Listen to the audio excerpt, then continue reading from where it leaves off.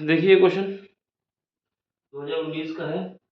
इस क्वेश्चन में ये बताया जा रहा है कि हमारे पास क्या है, सोप बबल है। क्या है? सोप बबल है। इस कंटेनर में हमारे पास सोप बबल भरा हुआ है डिटर्जेंट का। तो पूरे में सोप बबल भरा हुआ है। ठीक है।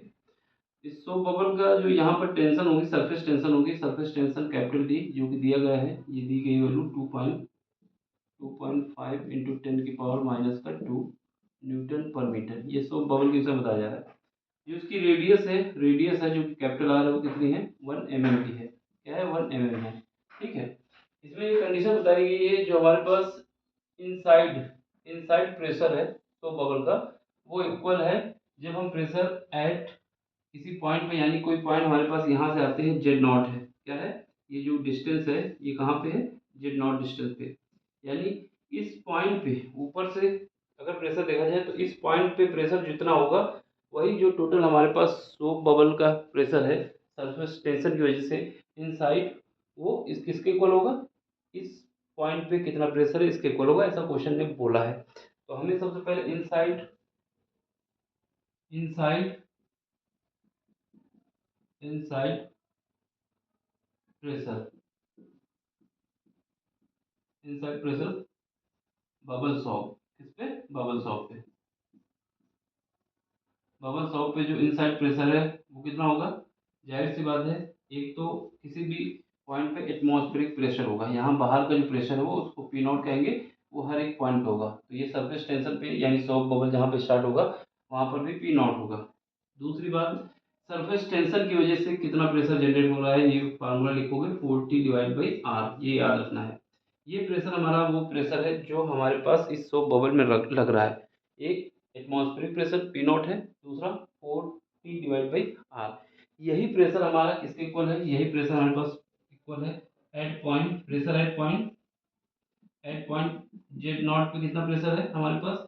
जेड नॉट पे जो प्रेशर है वो कितना है? एटमॉस्फेरिक प्रेशर तो होगा यहाँ पर भी, फिर उसका जितनी डिस्टेंस है रो और जी, जहाँ पर हमारे पास प्रेशर की बात कर रहा है तो जेड नॉट डिस्टेंस पे, ये दोनों आपस में बराबर है। ऐसा क्वेश्चन ने बोला है, ये दोनों इक्वल है। जब ये दोनों इक्वल है तो हम अकॉर्डिंग टू क्वेश्चन लिख देते हैं। अकॉर्डिंग टू क्वेश्चन दोनों को इक्वल कर दो। यहाँ से P not plus 40/r is equal to आ जाएगा P not plus rho ji Z not. यहाँ से पी नॉट से पी नॉट कट गया है। अब हमें निकालना क्या है? जेड नॉट की वैल्यू हमसे पूछी गई है कितनी होगी, और गिवन क्या है? वाटर की डेंसिटी दी गई है ये। ठीक है। और इसके बाद जो हमारे पास एक्सेलरेशन है वो कितना है? 10 मीटर पर सेकेंड। सारी वैल्यू दी गई है, बस हमें पुट करना है और वैल्यू निकाल लेनी है अपने आंसर की। तो यहाँ से हमें जेड नॉट निकालना है। यहाँ इक्वेशन बचेगी 40/R इज इक्वल टू हमारे पास बचेगा रो जी जेड नॉट। अब जेड नॉट को निकालना चाहता हूँ तो Z not is equal to कितना आ जाएगा? यहाँ पर 4t। इसके बाद नीचे क्या आ जाएगा? 4t आ जाएगा, नीचे आ जाएगा आर रो जी। ये सारी वैल्यू उठा के पुट कर दो इसमें, जो जो दिया है आंसर अपना ले लो। यहाँ से Z not is equal to कितना आ जाएगा? Z not is equal to हमारे पास आ जाएगा 4 लिख दिया। सरफेस टेंशन कितनी है? सरफेस टेंशन हमारे पास दी गई है 2.5 इंटू 10⁻²। ठीक है। डिवाइड करोगे आर, यहाँ पर mm में दिया गया है, इसको हमें किस में बदलना होगा? मीटर में बदलना होगा।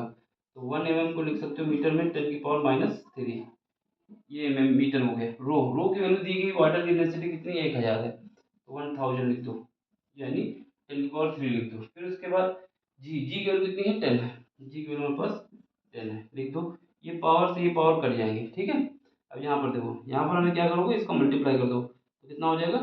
100 हो जाएगा। लेकिन एक पॉइंट लगा हुआ है तो पॉइंट लगा दो। इसके बाद क्या है? यहाँ पर हमारे पास नीचे 10 है और ऊपर कितना है? 10⁻²⁵ है। तो यहाँ से काटोगे तो जीरो कट जाएगा, ये पॉइंट लगा हुआ है। तो यहाँ पर बचेगा 1 इंटू 10⁻² मीटर। तो हमारे पास जो जेड नॉट आएगा वो कितना आएगा? 1 इंटू 10⁻² मीटर। इसको हम कह सकते हैं कितना? 1 सेंटीमीटर, क्योंकि 100 से जब मल्टीप्लाई करोगे तो मीटर सेंटीमीटर में चेंज हो जाएगा। तो ऑप्शन दो में एक से एक कोई आना चाहिए था। 100 सेंटीमीटर नहीं होगा, 1 सेंटीमीटर आना चाहिए। तो तीसरा ऑप्शन सही है। ठीक है।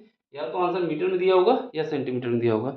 बस जो वैल्यू जैसे रखनी है ये ध्यान रखना है। बस हमें यहाँ पे ये समझ में आना चाहिए था, जैसा क्वेश्चन बोला है कि जो हमारे पास इनसाइड प्रेशर है इस सोप बबल में, वही प्रेशर हमारा जो एक पॉइंट हमारा जेड नॉट है, जो कि इसके सरफेस से जेड नॉट की दूरी पे है, इसमें जो प्रेशर है वही प्रेशर हमारे इनसाइड प्रेशर के इक्वल है। दोनों कंडीशन को इक्वल करोगे तो यहाँ से जेड नॉट की वैल्यू आ जाएगी। हमेशा याद रखना, जो इनसाइड प्रेशर होता है, एक तो एटमॉस्फेरिक प्रेशर होता है, दूसरा हमारे पास सोप बबल की वजह से सरफेस टेंशन की वजह से जो प्रेशर आ रहा है 40/R, ये भी याद रखना है। ठीक है, समझ में आया हो तो लाइक करो, शेयर करो, सब्सक्राइब करो। बाकी अगले क्वेश्चन को देखते हैं। कोई क्वेश्चन समझ में नहीं आता, टेलीग्राम का लिंक है, वहाँ पे आके क्वेश्चन पूछ सकते हैं। बाय।